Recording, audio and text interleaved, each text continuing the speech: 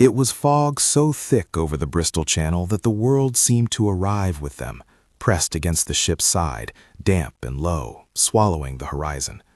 Sergeant James Holay remembered that fog like a curtain pulled across the familiar. The red clay roads of Alabama, the thin, bright heat of his childhood summers, the calendar ruled by Jim Crow. He stepped down the gangplank with a duffel on his back and a uniform that marked him both as a soldier and, for American law, as something lesser. Steam rose from the deck, salt stung the eyes, and a smell of coal and wet ropes made the air taste of otherness and the war. For James, the first minutes on British soil were a small, disorienting gift. He expected stares of contempt. He found instead curiosity, then surprise, then a kind of embarrassed hospitality that had nothing to do with orders and everything to do with ordinary decency. Dock workers pointed out the cranes. A boy no older than 12 reached up and clumsily touched the brass on James's cap, laughed, and then ran away as if testing a miracle. In a short, bright shop, a woman wrapped a parcel longer than was strictly necessary. "You must be tired, soldier," she said, and James, unused to strangers' kindnesses, thought for a moment that perhaps war had misplaced some small certainties. That was the softer part of the arrival, scenes that would reappear in soldiers' memory as windows in which dignity peeked through. Men from Alabama and Georgia and Louisiana wrote home about pubs that welcomed them without a second glance, about children who wanted to know where they came from, about women who danced with them on nights when the music hit a certain pitch and the lamps made faces look close and kind. These moments did not erase Jim Crow, but they taught a beleaguered pride that had been under constant siege, that the uniform could, at least for a time, make a man visible as a man. Yet the sweetness of those evenings sat uneasily beside another reality. The American military had brought its laws and customs with it. Officers and military police, tasked to maintain order, carried with them an acceptance of segregation as both policy and habit. Where British civilians saw disagreement or simply practiced a different set of social rules, American MPs saw disorder and threat. Would seem to many British people like basic decency, refusing to turn away a tired soldier from a pub, allowing a man to dance with a woman who offered her hand, looked to some American commanders like indiscipline that might endanger unit cohesion. The first time James saw an MP pull a fellow soldier aside and insist he leave a pub where a British woman smoked a cigarette beside him, James felt resentment rise like a tide. He had been in formation that morning when the request came down, blunt and bureaucratic: enforce separate facilities, keep black and white soldiers apart. The men grumbled, but the orders were orders. James watched as an MP, gloved and officious, stepped between a group of laughing British civilians and a pair of soldiers. "Move along," the man barked, his voice carrying the same quiet menace as the iron gate back home that had separated neighborhoods. These tensions made the lighter scenes sharper. A dance at Caluston Hall could read like two different histories laid on the same page. On that night the hall pulsed under chandeliers borrowed from gentility, waxed floors, walls that had seen better summers, a band that swung with loosened ties. Marcus Wright laughed like a boy who'd been granted entry to a room he did not believe belonged to him. He danced with a young woman whose corsage had been pinned as a joke, then found himself suddenly very tall and very proud. James watched them from the edge of the floor, thinking of how small gestures, arms linked, hands clasped, took on the force of defiance. It was not a revolution. It was a human insistence that, for an evening, wrong lines could be crossed and nothing terrible would happen. Then the MPs came. Word arrived at the barracks like a chill. They had been sent to enforce American military law, to remind units that this theater of war would not be a place to flout discipline. The rhetoric was bureaucratic, but the practice was blunt. They separated men, posted signs at entrances, made lists of names. For black soldiers in Britain, the presence of American MPs enforcing segregation was a cruel echo of home. They had crossed an ocean and found Jim Crow waiting for them in uniform. Not every British proprietor complied. There were pub owners who refused to post segregation signs, who slid a wooden stool closer to a soldier on the basis that he asked for a drink, not his race. There were dock workers who refused an MP's demand to clear space. A brawler once erupted when an MP tried to move a black soldier along. Fists flew, words were exchanged, and somewhere in the skirmish, a British colonel stepped forward and put an arm up as if to say, "Enough." The colonel's authority carried weight simply because he represented another state's sense of decorum. He could remind the MPs and the American colonels that these were Allied soldiers worthy of respect. It was in the middle of this oscillation, between welcome and regulation, between British countervailing norms and American enforcement, that Lieutenant Colonel Henry Morrison's story began to circulate across the barracks. Morrison, a black officer who held rank and a certain weary dignity, was not known for flights of fancy. He was a man who had been promoted because he could make decisions and keep men alive. When he spoke of a meeting with British officers and a terse conversation that seemed to reach as high as the palace, people listened. His account was measured, precise in detail, but he did not claim more than he could remember. According to Morrison, there had been a formal gathering of liaison officers, British and American, where the subject of the treatment of black American soldiers in Britain emerged. The British colonel, weary perhaps of polite excuses, was reported to have said that the matter had been discussed at the highest levels. Here Morrison paused, as if the phrase was itself a kind of thin flame. He said that the British colonel had told the assembled Americans that the Queen herself had expressed a wish that all Allied servicemen be treated equally while on British soil. He did not present this as a copybook quotation. He said the colonel had promised to assure that such sentiments would be reflected in local practice. The words filtered through the barracks like light through fog, at first diffuse, then focused until they found a surface. For soldiers who had swallowed years of humiliation and then seen something like kindness offered in public, the report had enormous symbolic force. It was a high-level rebuke of segregation without the messy work of a formal decree. Whether the Queen had used the exact phrasing attributed to her, or whether the monarch's sentiments had been paraphrased or amplified, mattered less than the fact that the idea of royal approval took root. For men who had grown up where a man's worth was measured by where he could sit or whom he could marry, the suggestion that a figure representing the highest honor of a nation had asked for equality, if only in treatment, was seismic. It was not the law. It was a moral nod from power. In the barracks, James watched the rumor give men steadiness. He heard officers speak differently, not because they feared legal consequences, but because the story provided legitimacy to what their consciences might have told them already. Some retellings of the meeting were more specific. Lieutenant Colonel Morrison recalled, according to those he told, a British colonel who had been crisp and plain. "This is not how we do things here," he said, using words that in the memory of his listeners became a phrase uttered in a tone of disappointed authority. "We cannot have our streets and our pubs marked by an imported segregation." The phrase circulated attached to the idea of royal sympathy. "The Queen has spoken," the men would say in low voices, as if to access a shield. When Morrison himself described the exchange, he emphasized it as a report. He never said he'd heard the Queen speak directly. He was adamant about separating first-hand knowledge from the stories that were relayed in official corridors. Yet the story's effect did not require a transcript. It required only that powerful men outside the American chain of command had voiced disapproval. Rumor, in war as in peace, is a peculiar thing. It travels faster than orders and settles into the places that official documents never reach: the gut, the battered dignity, the memory. Soldiers repeated Morrison's account in the latrines in the mess hall. It became something told in hushed tones in the moments between duty and sleep. The phrase was short enough to be whispered and long enough to become a shield against the small cruelties of uniformed men who had carried the customs of home across an ocean. A vignette brings this to life. James posted his sentry on the perimeter of a military hospital. The ward smelled of antiseptic and lemon oil.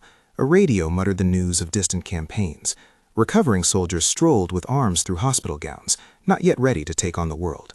James's orders were simple, his head bowed against the drizzle as nurses and visitors moved past.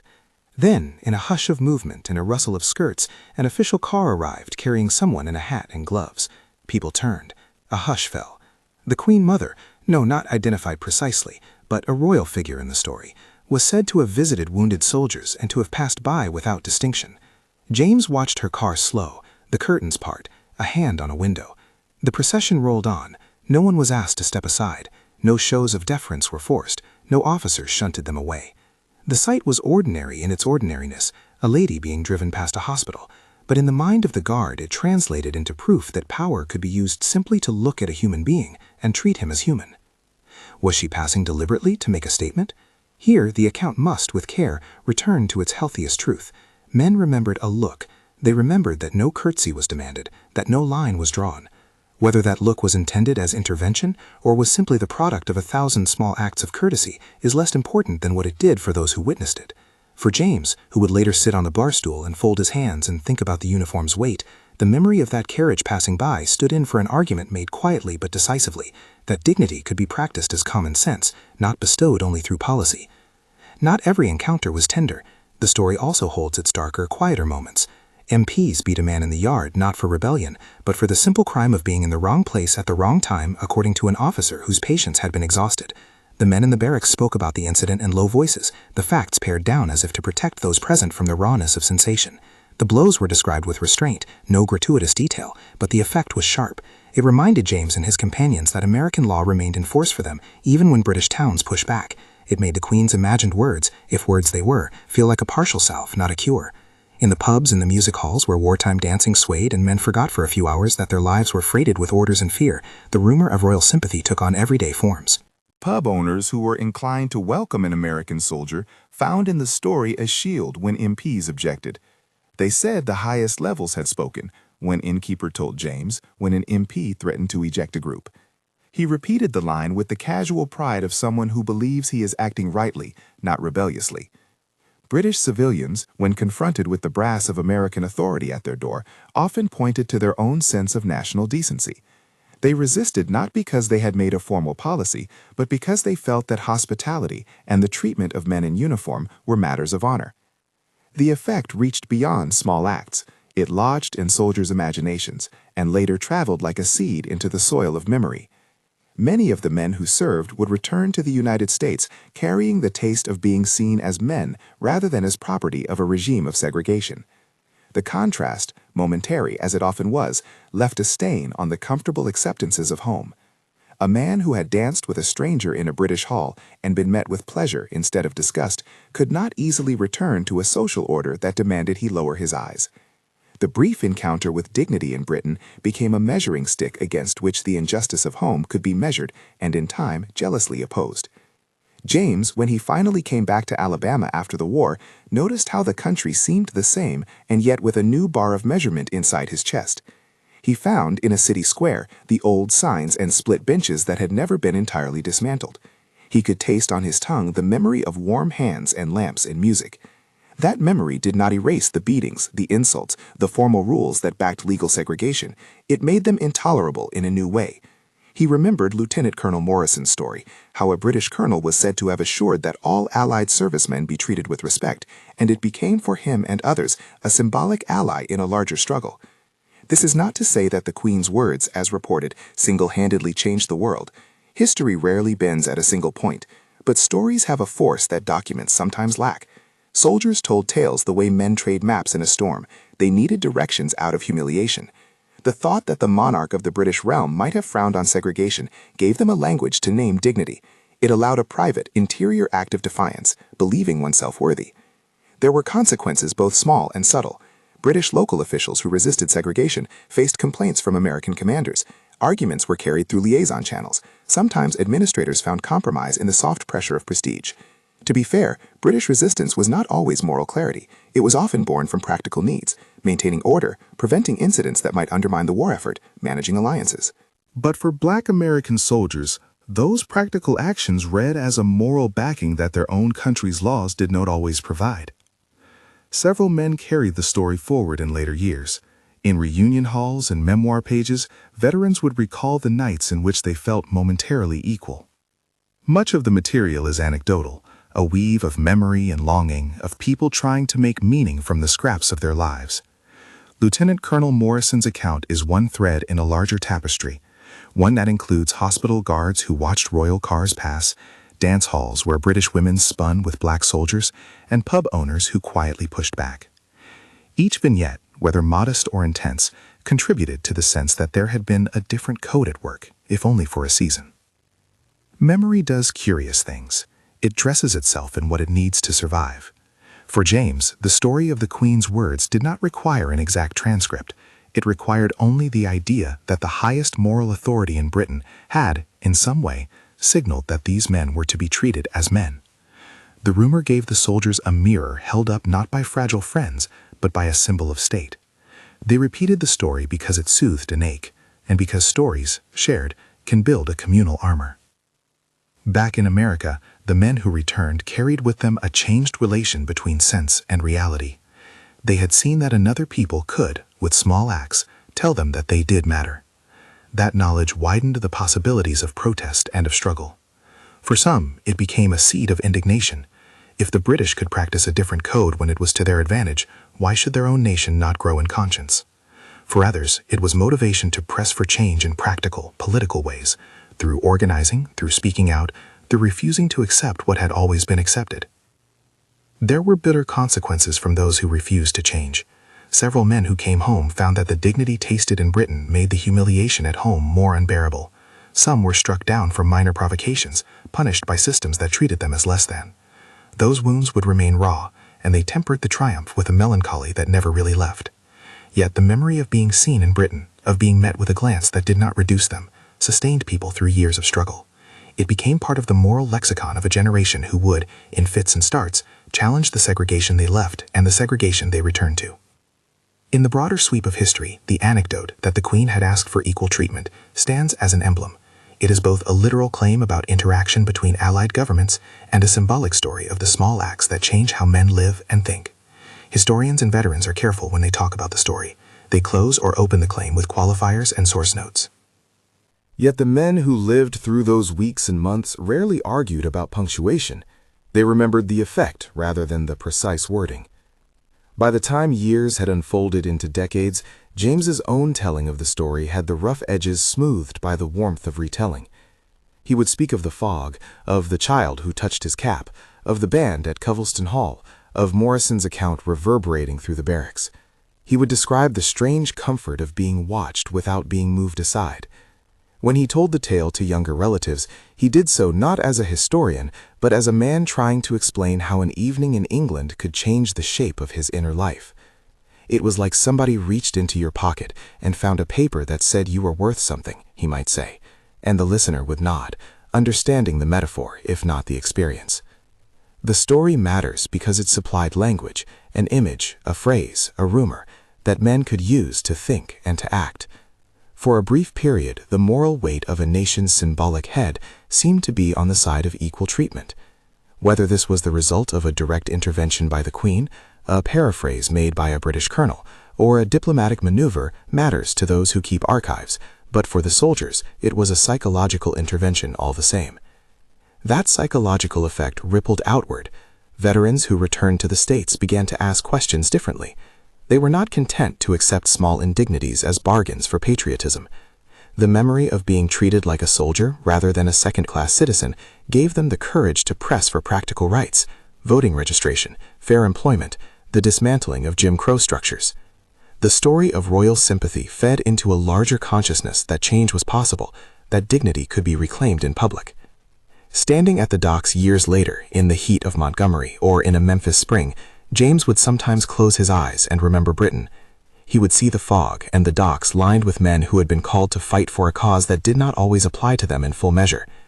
He would think of Morrison, less as a man who had told a tale, and more as a lodestone, a figure who, by reporting what he had heard, had given men permission to be proud. James did not need to prove every clause. He needed only to carry the memory that had sustained him. In the end, the historic moment that gives this story its title is complicated. The phrase, "the Queen's words," might suggest a single, verifiable utterance. The historical record, as remembered by the men who lived it, is more fragmentary. That slippage between precise record and lived reality is where the story's power lies. Whether or not a royal mouth spoke a legal command, the idea that the highest levels of British society recoiled from segregation was enough to reframe what was possible in everyday life. So the men remembered the moment as if it were both a thing that happened and a thing they had made happen in their own hearts. It was a historic moment not necessarily because it altered treaties or because it appeared in a ledger of commands, but because it shifted how men felt about themselves in the face of public authority. It turned a rumor into a kind of moral authorization that could be used to claim decency. For that reason, the story persisted. Stories that are fragile in documentation can be strong in consequence. They are weapons of memory and shields of hope. What the soldiers took away from their months in Britain was not a legal victory, but a taste of how the world might be different. It was a temporary sanctuary, partial and precarious, but it was enough to change how they carried themselves back into the United States. The wartime experience, refracted through a rumor, became a seed. It grew in reunion halls and in quiet conversations, and when civil rights movements took to the streets in later decades, those seeds were among the resources people drew upon. If one leaves the narrative with a single image, it should be this: a fog-shrouded dock where a black sergeant steps ashore, the foreign air cool against his cheek, and somewhere in the background, a rumor rises like a bell. It rings not because it is proven, but because its sound has power. The bell says in its unsteady way that dignity is not only the province of law, but also the province of witness. A royal nod, whether literal or imagined, whispered or paraphrased, gave the men a reflection of themselves that had been forbidden at home. It did not dismantle injustice, but it did demand a new kind of inner reckoning. For those who lived it, that was enough to alter futures. For those who study it now, it remains a complicated fragment of history, a rumor that, by being told, became an instrument of moral courage. Whether the Queen's words are exactly as they were reported is less important than the moral fact they produced. Men who had been made invisible learned, however briefly, what it felt like to be seen. If this account moved you, share it to keep these stories alive. Follow the links in the description for first-hand recollections, veterans' memoirs, and archival material that illuminate the fuller picture. The recorded facts are important, but so are the memories that carried men through dark times. The historic moment, whether a literal utterance from a palace or a circulating report credited by weary men, remains a testament to how small gestures by those in power can affirm the humanity of those who have been denied it.